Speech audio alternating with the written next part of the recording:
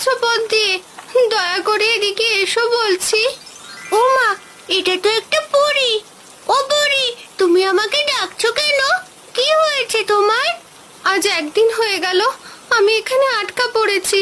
তুমি কি আমাকে এখান থেকে মুক্ত করতে পারবে? আসলে আমি যে কিছুতেই এখান থেকে বের হতে পারছি না। আরে, এ কি?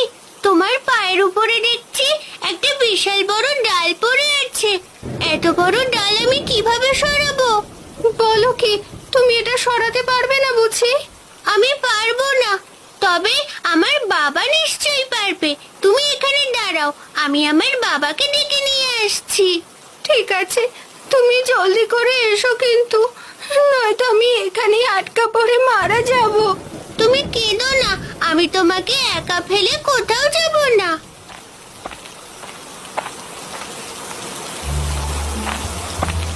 আরে ও দিদি, তোমাদের বাগানে সব কলা গাছ তো ভেঙে গেছে। রতনদা এবার কি করবে গো?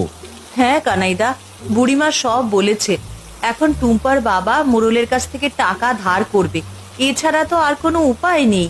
কি টাকা ধার করবে? তার মানে রতনদার বাড়িতে অনেক টাকা থাকবে। তাহলে আজ রাতে ওই টাকা আমি চুরি করব। কি হলো কানাইদা, কি এত বিড়বিড় করছো? বলি, তুমি কিছু বলবে নাকি? না না দিদি, কিছু তো বলার নেই।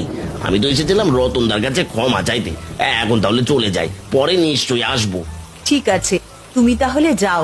এদিকে যে আকাশের অবস্থাও বেশি ভালো না গো।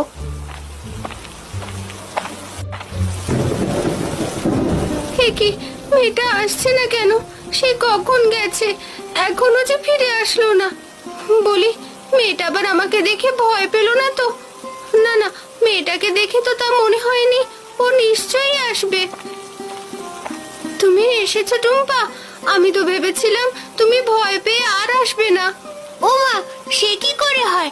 তুমি বিপদে পড়েছো আর আমি তোমাকে বিপদে ফেলে চলে যাই কি করে বলো তো? আরে এই টুম্পা, এটা তো একটা পরী। এই পরী এখানে এলো কিভাবে? বাবা, এই পরীটা এখান দিয়ে যাচ্ছিল, অমনি এক ঝড়ে এসে নিচে পড়ে যায়। এরপরে একটা বড় গাছ ভেঙে তার উপরে পড়ে। হ্যাঁ, আমি এখানে আটকে গেছি, আমাকে এখান থেকে বের করো। তোমাদের অনেক ধন্যবাদ, তোমরা আমাকে অনেক বড় বিপদ থেকে বাঁচিয়েছো। তোমাদের এই উপকারের কথা আমি সারা জীবন মনে রাখবো। ঠিক আছে পরি, এবার তুমি চলে যাও, আমাদের যে অনেক কাজ আছে। তোমাদের কি কাজ আছে আমাকে বলো, আমি তোমাদের সাহায্য করতে পারবো।